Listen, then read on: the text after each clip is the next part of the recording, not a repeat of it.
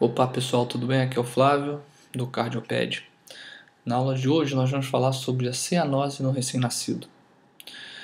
Bom, para falar da cianose do recém-nascido, primeiro eu vou começar falando sobre as principais causas de cianose no recém-nascido. Temos a taquipneia transitória do recém-nascido, que é um transtorno mais frequente nos recém-nascidos a termo. Temos a doença da membrana hialina, que é mais comum nos prematuros, geralmente abaixo de 34 semanas de idade gestacional, pela imaturidade pulmonar. Temos as causas infecciosas, no caso pneumonia e outras causas infecciosas de sepse neonatal. Temos a hipertensão arterial pulmonar, por exemplo, no paciente com síndrome de aspiração meconial. E temos também, menos frequentemente, as cardiopatias congênitas cianóticas. É importante frisar que a cardiopatia congênita cianótica é uma causa bem pouco frequente em relação às outras causas de cianose. Portanto, antes de pensar numa cardiopatia congênita cianótica, a não ser que você tenha algum dado que fale bastante a favor, como por exemplo um eco fetal, sempre tente descartar essas causas primeiro, porque elas são bem mais comuns. Ok? Bom, vamos então passar para o caso clínico, que eu acho que vai ajudar vocês a entender melhor a abordagem do paciente com cianose no período neonatal. Bom, no nosso caso aqui nós temos um recém-nascido prematuro de 34 semanas de idade gestacional. A história é que a mãe teve descolamento prematuro da placenta, mas não tinha fatores de risco para infecção. Após as medidas iniciais de atendimento do recém-nascido na sala de parto, o paciente continuou com cianose, né? Foi colocado em ventilação mecânica e a saturação de O2 dele se manteve em torno de 70%, que foi confirmado pela gasometria arterial. O hematócrito era de 42%. A ausculta cardíaca desse paciente mostrou um ritmo cardíaco irregular em 2 tempos, sem sopros.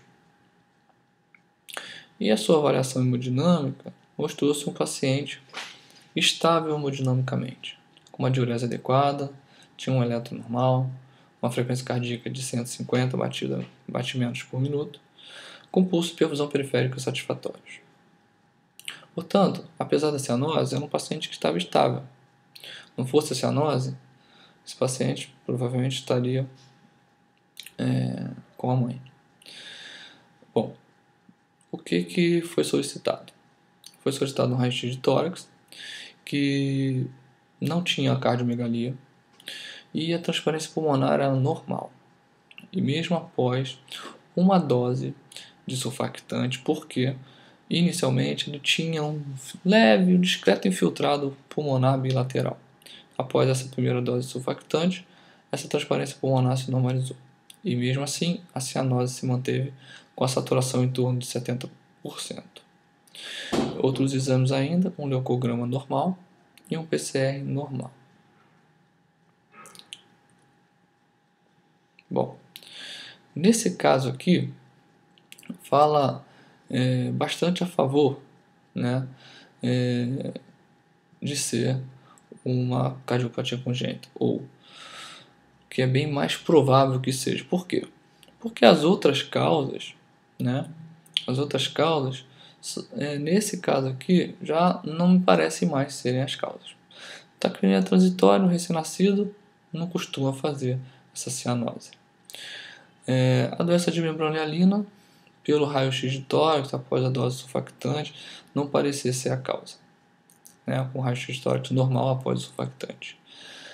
Pneumonia, um paciente que a mãe não tinha fator de risco para infecção, o raio-x de tórax com a transparência pulmonar normal, leucograma e PCR normal, assim como o sepse neonatal, seriam pouco prováveis. Na hipertensão pulmonar, também o que fala contra é que, apesar da cianose, não é um paciente grave, não é um paciente lábil, que costuma ocorrer nesses pacientes. Portanto, nesse caso, a gente praticamente excluiu as causas de outras causas que não a cardiopatia congênita cianótica. O que você poderia ter feito para, se você ficou com alguma dúvida que mesmo assim pudesse ser uma hipertensão pulmonar, poderia fazer um teste colocando óxido nítrico nesse paciente, tá? Mas de início eu não faria isso, até porque com esses dados, com o paciente estável hemodinamicamente, paciente clinicamente bem, né, sem uma causa clara para a hipertensão pulmonar, né, um paciente que não teve aspiração de mecônio, um paciente que não tem sinais de infecção neonatal, seria pouco provável a hipertensão pulmonar. Então, nesse caso, a gente começa a pensar sim numa cardiopatia congênita cianótica. Bom, e aí, o que a gente vai fazer? Qual é a conduta, tanto antes da gente chegar a essa conclusão, né, de que é bem provável que seja uma cardiopatia congênita cianótica, como depois de chegar a essa conclusão? Bom, a primeira conduta que foi feita foi colocar esse paciente em ventilação mecânica, para tentar melhorar a ventilação dele, melhorar um pouco a saturação de oxigênio. O berço aquecido, que faz parte do cuidado de qualquer recém-nascido. O cateterismo umbilical, nesse caso, porque provavelmente há uma grande chance de você precisar usar um acesso venoso seguro. A monitorização cardíaca e oximetria de pulso. Hidratação venosa. É muito importante a hidratação venosa, principalmente nos pacientes com cardiopatias congênitas cianóticas, porque normalmente essas cardiopatias congênitas cianóticas elas estão relacionadas a um hipofluxo pulmonar e você, para melhorar a saturação do oxigênio, você precisa melhorar esse fluxo pulmonar. Então, a hidratação venosa ajuda a melhorar o fluxo pulmonar. Primeiro, evitando uma desidratação. Em segundo, de alguma forma, aumentando a volemia do paciente, há uma tendência de você conseguir aumentar o fluxo pulmonar. Tá? Você vai colher gasometria arterial, no caso ali já tinha sido coletado, né? Hemograma, PCR, como foi feito no nosso caso clínico, um raio-x de tórax, o uso do antibiótico para pneumonia, sepsis. Nesse caso, na teoria, você até não faria. O que acontece que na prática é que nesses lugares acaba que dificilmente o paciente é todo tão redondo como a gente viu nesse caso. Acaba tendo algum motivo ou outro para a gente achar que possa ser uma infecção. Então, geralmente, esse paciente ganha algum antibiótico. Bom, descartando todas as outras causas, como nós fizemos, pensando agora em realmente ser uma cardiopatia congênita cianótica, o que nós temos que fazer? A droga de escolha nesse caso é a prostaglandina ou prostin. Por que a gente faz? A gente faz o prostin para tentar manter o canal arterial aberto. Por quê? Porque a gente está pensando que isso possa ser uma cardiopatia congênita cianótica dependente do canal. Ou seja, se esse canal, que provavelmente está aberto, já que o recém-nascido acabou de nascer e está precisando dele, bom, é quase 100% de chance desse canal estar aberto. Se não está, que tal tentar abri-lo? Mas geralmente ele está aberto. Então, para mantê-lo aberto, a gente usa o prostin. O que mais? O ecocardiograma. Ele é de urgência? Geralmente a urgência principal é que o médico quer fazer o diagnóstico, que a família quer saber o diagnóstico, mas o pediatra ele deve ter um pouco de tentar, pelo menos, ficar um pouco mais tranquilo nessas situações, porque dependendo da hora que isso acontecer, ele não vai conseguir um eco. Se acontecer de madrugada, 1h da manhã, ele vai ter que esperar de manhã. Né? Não adianta ficar ligando para o cardiologista para ir fazer o eco. Não vai ajudar em nada. Até porque ele pode falar o seguinte: mas eu preciso do eco para ter certeza, porque eu não tenho prostin aqui, e se for uma cardiopatia congênita cianótica, como é que eu vou fazer? Eu vou ter que pedir o prostin. Bom, isso não vai mudar em nada se for cardiopatia congênita cianótica. Porque se o cardiologista chegar lá, 1h da manhã, fizer o eco e realmente for uma cardiopatia congênita cianótica, dependente do canal, que precisa do prostin, e não tem o Prostin, vai dar no mesmo. A criança vai continuar precisando do Prostin. Então a desculpa de que precisa do diagnóstico para pedir o Prostin, para pedir para a maternidade encontrar o Prostin, isso não está certo, né? Então, tem que ter Prostin numa maternidade que tenha UTI neonatal, que atenda pacientes de risco, principalmente. Não tem justificativo para você não ter o Prostin. Então, nesse caso, você faz o Prostin. Se for de madrugada, no dia seguinte, de manhã cedo, você chama o cardiologista para ele ir lá afirmar o seu diagnóstico, né? E quais seriam as causas principais de cardiopatias congênitas aqui? Seria nesse caso, né? Bom, a gente viu que não tem sopro, o paciente não tem sopro, né? E tem essa cianose. A área cardíaca não tinha cardiomegalia. Bom, as duas principais causas no recém-nascido são a transposição dos grandes vasos, que nesse caso, se o paciente está cianótico, confirmou o diagnóstico, tem que ser feita uma atroceptostomia com balão de urgência. O que é isso? Você vai passar um catéter pela veia femoral, vai atravessar o forame oval, vai inflar o balão e vai puxar, na tentativa de rasgar o septo interatrial, aumentando assim o orifício, aumentando assim a troca de sangue, melhorando parcialmente a oxigenação do paciente. A outra causa principal seria uma tetralogia de Fallot, o T4F aqui é a tetralogia de Fallot, com atresia pulmonar. Porque a tetralogia de Fallot em si, você tem sopro, porque ela tem estenose pulmonar. Mas um espectro de tetralogia de Fallot mais grave, que vem acompanhado de atresia pulmonar, você não escuta o sopro.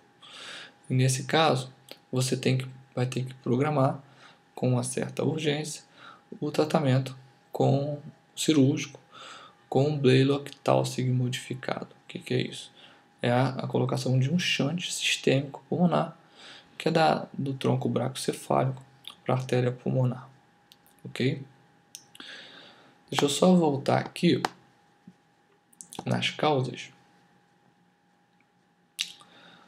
para falar o seguinte das cardiopatias congênitas. A tetralogia de Fallot com atresia pulmonar, nós temos aqui uma imagem para vocês, né? De um raio-x. Esse aqui não é um recém-nascido, tá bom? Mas é um raio-x de um paciente com tetralogia de Fallot com atresia pulmonar, que pode estar presente no recém-nascido. Você pode ver um raio-x, uma área cardíaca dessa forma, em forma de bota, né? Porque aqui o tronco pulmonar ele está rechaçado. Isso pode te ajudar no diagnóstico. Ok? Aqui nós temos... Nessa aqui nós temos um raio-x de tórax de um paciente com transposição dos grandes vasos, que é a imagem do ovo deitado, porque a artéria pulmonar e a aorta estão praticamente em uma posição antero-posterior, uma em relação à outra, que também pode te ajudar, mas geralmente você não consegue no recém-nascido fazer, nem sempre esse raio-x vai estar perfeito assim. Outras causas de cardiopatias congênitas com cianose, nós temos a drenagem anômala total de veias pulmonares. Aqui nós temos a imagem clássica do boneco de neve. E essa imagem aqui é a drenagem anômala da veia pulmonar. No caso aqui, ela tem uma veia vertical. O que acontece? Em vez das veias pulmonares drenarem diretamente no átrio esquerdo, elas drenam num coletor, num vaso coletor, que fica geralmente posterior ao átrio esquerdo. E dali ela sobe numa veia chamada de veia vertical e geralmente drena na veia cava superior. E assim no ato direito. Então você tem aumento, sobrecarga das cavidades direitas. Desculpa que está tocando o telefone aqui. Eu não vou cortar a gravação não. Espero que a minha esposa atenda. Então, já parou de tocar, desculpa. Então a veia, o coletor drena uma veia vertical que drena na veia cava superior direita. Então essa drenagem anômala das veias pulmonares na veia cava superior faz com que haja uma sobrecarga das cavidades direitas. E essa imagem aqui, que é chamada da imagem do boneco de neve. É uma imagem clássica que você não costuma ver isso no recém-nascido, mas só para vocês saberem que há uma possibilidade, ok? Vamos voltar aqui.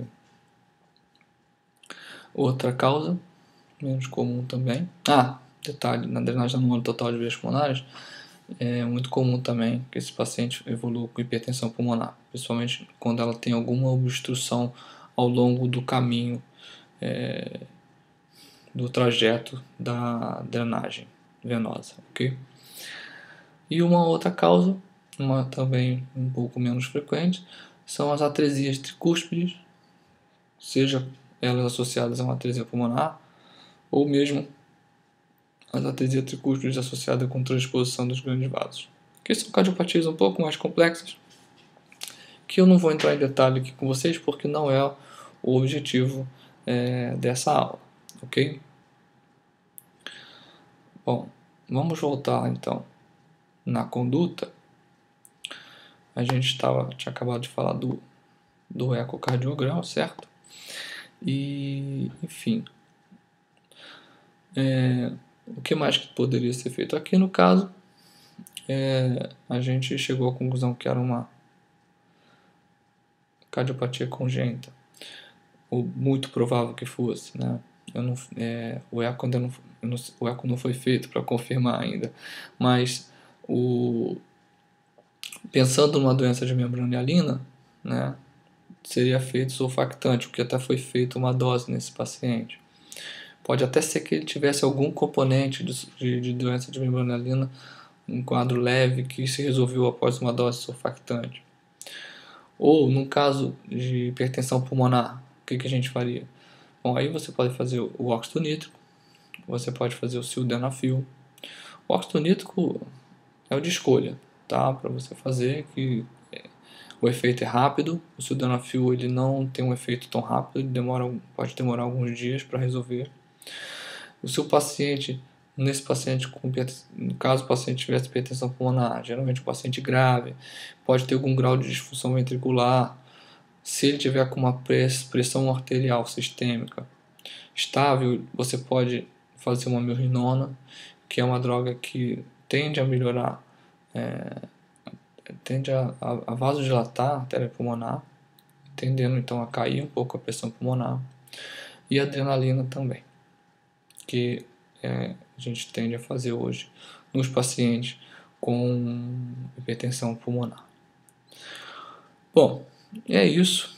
Eu espero que vocês tenham gostado. Desculpa aí, mas tocou o telefone aqui. Atrapalhou um pouquinho, mas eu dei sequência. Acho que não comprometeu a aula.